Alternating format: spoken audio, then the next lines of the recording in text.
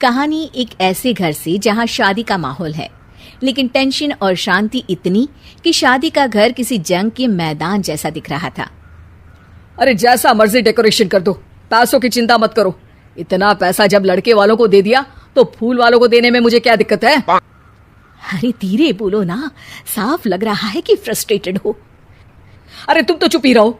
एक बेटी संभाल नहीं पाई। सारा दिन मैं काम पर जाता था, सोचता था घर पर बच्चों को अच्छे से संस्कार मिल रहे होंगे, लेकिन नहीं, मैडम को तो अपनी किटी और फैशन से फुर्सत मिले तब ना। माँ चुपचाप वहां से चली जाती है। समझ में नहीं आता कि आखिर शर्मा खानदान में हो क्या रहा है। कल तक चिड़िया सी फुदकने वाली शीना की शादी यूं अचानक एक मोटे काले लड़के से क्यों हो रही है? शीना कमरे में हाथ में गुड़िया लिए बोलती है, मेरे साथ जो हो रहा है ठीक हो रहा है। तुम तो सब जानती हो, साहिल मेरे लिए भगवान है। अब जब वो ही नहीं मिला तो फिर कोई भी हो, जिंदगी ही तो जीनी है, जी लेंगे। बाहर शीना की बुआ किसी से बात करती है। अरे मोटा नहीं, उसे तो खाते पीते घर का कहते हैं। अब ओबेरॉय का नाम भी किसी को बताने वाली बात है। उनका इकलौता लड़का तो करोड़ों की सामी तो है ही।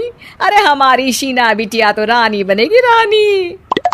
इन सब के बीच कहीं कोने पर शीना हाथ में मेहंदी सजाए बैठी थी और आंखों में आंसू सजाए। और वो समय भी आ जाता है जब शीना मंडप के नीचे हाथ में वरमाला लिए खड़ी होती है, लेकिन तभी अफरा तफरी मच जाती है। कोई कहता है, अरे लड़के की माँ को हार्ट अटैक आ गया। अरे अच्छी खासी थी, कैसे हो गया? अरे कहते हैं ना, किसी किसी लड़की के पैर अच्छे नहीं होते, हो सकता है कि मनहूस है ये लड़की। शीना पास खड़ी सब सुन रही थी। फिर शीना अपने कमरे में आ जाती है। शादी ये कहकर नहीं होती कि लड़की मनहूस है। अब लगातार शीना के लिए लड़के देखने आते, लेकिन आस पड़ोस या किसी के कहने पर शादी हर बार टूट जाती। लेकिन एक दिन, अंकल, मैं काफी दिनों से आपसे मिलने की कोशिश कर रहा था, लेकिन हिम्मत नहीं हो पा रही थी। अरे बेटा, हिम्मत तो हमारी टूटी पड़ी है। वैसे कौन हो तुम? मेरा नाम साहिल है अंकल। मैं शीना से प्यार करता हूँ और उसी से शादी करना चाहता हूँ। अरे अब तो किस जात के हो ये भी मायने नहीं रखता। बेटा, मेरी बेटी मनहूस है। ये सब कहते हैं कि इसीलिए उसकी शादी नहीं हो पा रही। अगर तुम शादी करने को तैयार हो तो ठीक है। शीना की शादी साहिल से हो जाती है। अगले दिन साहिल की माँ का देहांत हो जाता है और एक बार फिर लोग शीना को अपशकुनी कहने लगते हैं। अरे खा गई दीदी को ये। अरे क्या जरूरत थी साहिल किसी मनहूस को घर लाने की? पर बुआ, माँ की तो तबीयत पिछले कई साल से खराब थी। डॉक्टर्स ने जवाब दे दिया था। क्या पता ये भी उनका सौभाग्य हो कि वो बहू का मुंह देख पाई।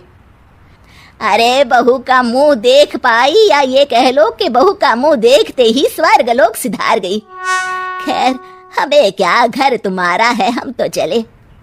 अब शीना को खुद पर ही शक होने लगता है कि कहीं सच में वो अपशकुनी तो नहीं। साहिल, हम दोनों की शादी नहीं हुई होती तो अच्छा था। देखो ना, कैसे पहले मेरी शादी टूटती थी और अब तुम्हारी माँ भी। अरे ऐसा कुछ नहीं होता शीना, अपशकुनी वगैरह कुछ नहीं होता। ये सब तो ईश्वर के खेल हैं। वो शादी तुम्हारी इसलिए टूट गई क्योंकि तुमको मेरी पत्नी बनाना था, और माँ का जाना तो तय था। वो काफी बुजुर्ग थी, साथ ही एक ऐसी बीमारी से जूझ रही थी जिसमें डॉक्टर्स भी उन्हें नहीं बचा पाते। शीना साहिल की बात सुनकर तसल्ली कर लेती है और वहां से चली जाती है।